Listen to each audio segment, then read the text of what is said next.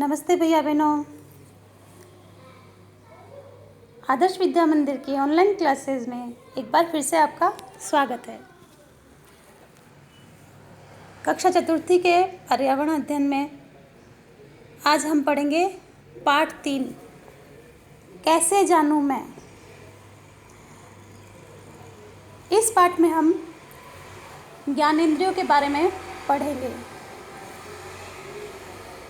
ज्ञानेंद्रियां हमारी 5 है।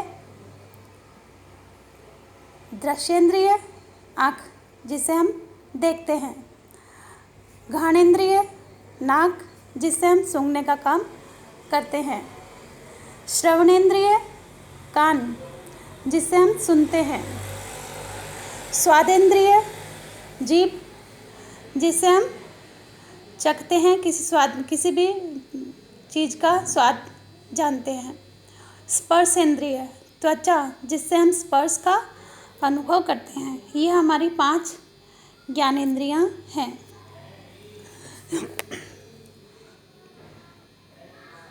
दादाजी, बहू मैं योग शिविर में जा रहा हूँ। दादाजी बहू को बताते हैं कि मैं योग शिविर में जा रहा हूँ। तो बहू कहती है, दादाजी आप अकेले मत जाइए, सोनू को भी साथ ले जाइए। कि भाई आप अकेले मत जाओ, सोनू को भी साथ ले जाओ, क्योंकि दादाजी हैं तो बुज़ुर्ग व्यक्ति, और बुज़ुर्ग अकेले कहाँ जाएंगे, कम दिखता है, अच्छे से चल नहीं पाते, तो इसलिए उनको हम अकेले नहीं भेजते। तो बहू कहती है आप सोनू को भी साथ ले जाइए। दादाजी ठीक है, सोनू को भेज दो। सुनकर जानूं,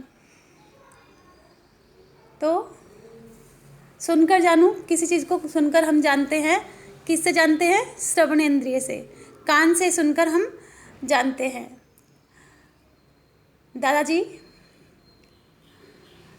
रुक जा बेटा, मंदिर में हाथ जोड़ लूं। सोनू, दादाजी आपको कैसे पता चला कि मंदिर आ गया है? आपको तो दिखाई नहीं देता। भाई दादाजी ने बोला ना कि रुक जा, मैं हाथ जोड़ लूँ, मंदिर आ गया। तो दादाजी को पता कैसे चला इस बात को लेकर? सोनू को आश्चर्य होता है, तो वह सोनू से पूछता है कि आपको कैसे पता चला? तो दादाजी कहते हैं कि मैं तो हमेशा इधर से निकलता हूँ, और जहाँ से हम रोज़ जाते हैं तो उसमें थोड़ा सा हमें आभास हो जाता है कि थोड़ी देर में हमें क्या आने वाला है उसका पता चल जाता है। और फिर मंदिर की घंटी की आवाज़ भी तो सुनाई दे रही है। तो कोई मंदिर होता है तो वहाँ पे क्या, मंदिर में क्या बजती रहती है? घंटी बजती रहती है, जिससे पता चल जाता है कि मंदिर आया है। तो कैसे पता चला इस बात का? हमें कान से सुनकर, मंदिर की घंटी का आभास कान से सुनकर पता चला कि मंदिर आ गया, ये बताते हैं।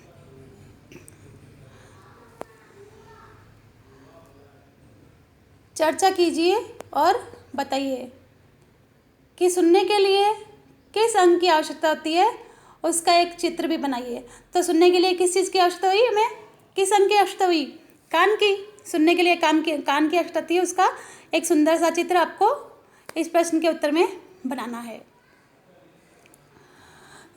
लोगों को कान से जुड़ी हुई क्या क्या समस्याएं हो सकती है, जैसे कान में मैल जमाना आदि। उसके अलावा और क्या समस्या हमें कान से जुड़ी हो सकती है, यह हमें बताना है। कि कोई व्यक्ति ऊंचा सुनने लगता है, या फिर किसी के कान में पस बहने लगती है, या बहरा हो जाता है व्यक्ति, या कान में खुजली होना। इस तरह से कान से जुड़ी अनेक समस्याएं हो सकती है।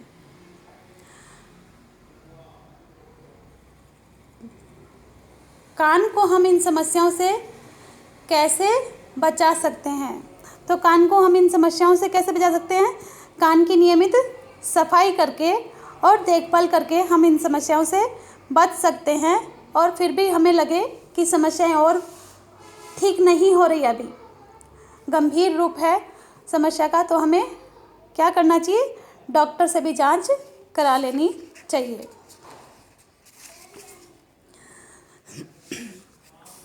दादाजी देख नहीं सकते, इस कारण उन्हें क्या क्या परेशानी होती होगी। तो इस कारण से उन्हें क्या क्या परेशानी हो सकती है। कोई व्यक्ति बुजुर्ग व्यक्ति होता है तो वह देख नहीं सकता, तो कोई आने जाने वाले को पहचान नहीं सकता। कोई अनजान व्यक्ति आया है, कोई नई वस्तु हाथ में रख दो तो पहचान नहीं सकता भी ये क्या चीज़ है। और इस तरह से दैनिक कार्य है, जैसे नहाना है, कुछ खाने बैठते हैं तो खाने में दिखाई नहीं देता हाथ में क्या, चलते वक्त दिखाई नहीं देता। इस तरह से कई समस्याएं हमें बुजुर्ग अवस्था में हो सकती है। तो दादाजी को नहीं देख सकने के कारण उन्हें अनेक परेशानियां हो रही है, तो इस तरह की परेशानियां उन्हें हो सकती है। अब है सूंघ कर जानू। दादाजी व सोनू आगे बढ़ चले। आगे चलते हैं मंदिर से हाथ जोड़ के, तो आगे चलते दादाजी क्या बोलते हैं, एक जगह दादाजी रुक गए और सोनू से बोले, बेटा अच्छी सुगंध आ रही है, जलेबियाँ बन रही है, चलो जलेबियाँ खाते हैं। तो ये बात उन्हें कैसे पता चली कि जलेबियाँ बन रही है? सूंघ कर जलेबियाँ बनती है तो उसकी खुशबू से दादाजी से पता चला कि जलेबियाँ बन रही है। तो इस बात को हमें नाक से सूंघ कर पता चला कि जलेबियाँ बन रही है। और दादाजी सोनू को कहते हैं कि चलो जलेबियाँ खाते हैं। जलेबियाँ खाई तो स्वाद का जीभ से पता चला, जलेबियों का स्वाद हमें जीभ से पता चला। और जलेबियाँ जीभ से खाते ही सोनू क्या बोला कि जलेबियाँ तो क्या है, बहुत ही टेस्टी हैं। दादाजी को कैसे पता चला कि जलेबियाँ बन रही है? तो नाक से सूंघ कर पता चला। सूंघने के लिए हमें किस अंग की आवश्यकता होती है? चित्र बनाइए। तो सूंघने के लिए हमें नाक की आवश्यकता होती है। इसका नाक का हमें चित्र बनाना है। आप किन चीज़ों को सूंघकर पहचान सकते हैं? सूची बनाइए। तो और किन किन चीज़ों को सूंघकर पहचान सकते हैं? जैसे कोई भोजन बन रहा है तो क्या बन रहा है खाने की चीज़, तो हम सूंघ के बता सकते हैं चटनी की खुशबू है या किस चीज़ की खुशबू है वो। और मिठाइयाँ बनती है तो मिठाइयों की खुशबू को भी हम पहचान सकते हैं कि ये मिठाई बन रही है। फलों को हम भी खुशबू सूंघकर हम बता सकते हैं कि ये वाला फल ये है, ये आम की खुशबू है या अमरूद की खुशबू है या कौन सा फल है। इसी तरह से फूलों को भी हम सूंघ के पहचान सकते हैं कि ये गुलाब का फूल है, मोगरे का फूल है या चमेली का फूल है। सब फूलों की खुशबू अलग होती है, उससे हम सूंघ कर पहचान सकते हैं। इसी तरह से पेट्रोल है, डीजल है, इनकी खुशबू भी अलग होती है। मिट्टी का तेल है, उसकी खुशबू से हम सूंघ के बता सकते हैं कि ये मिट्टी का तेल है। इत्यादि कई चीज़ें हैं ऐसी जिन्हें हम सूंघ कर बता सकते हैं। सर्दी जुकाम होने पर हम किन किन बातों का ध्यान रखना चाहिए? तो सर्दी जुकाम होने पे हमें अनेक बातों को ध्यान में रखना चाहिए, अनेक सावधानियां बरतनी चाहिए। जैसे नाक की ठीक से सफाई करनी चाहिए, हमें समय समय पर नाक को साफ रुमाल से कर देना चाहिए या टिश्यू पेपर से साफ कर लेना चाहिए। न कि इधर उधर गंदगी फैलानी चाहिए। और नाक पर रुमाल बांधकर भी रख सकते हैं हम। और हमें भीड़ भाड़ वाले स्थान या धूल से भरे, धुआं से भरे स्थान से उस समय बचना चाहिए। छू कर व चख कर जानू। तो हाथ से छूकर हम किसी चीज़ को पहचान सकते हैं और चख कर हम उसका स्वाद जान सकते हैं।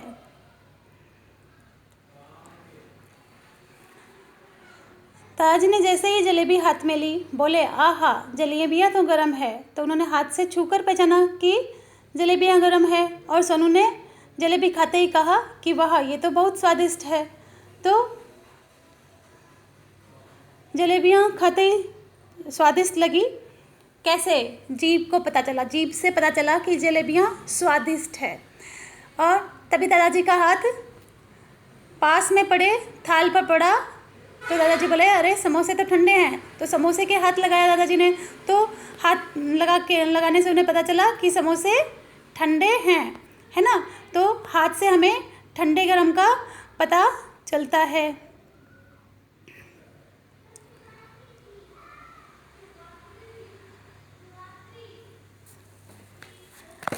अब ये सब करते करते आगे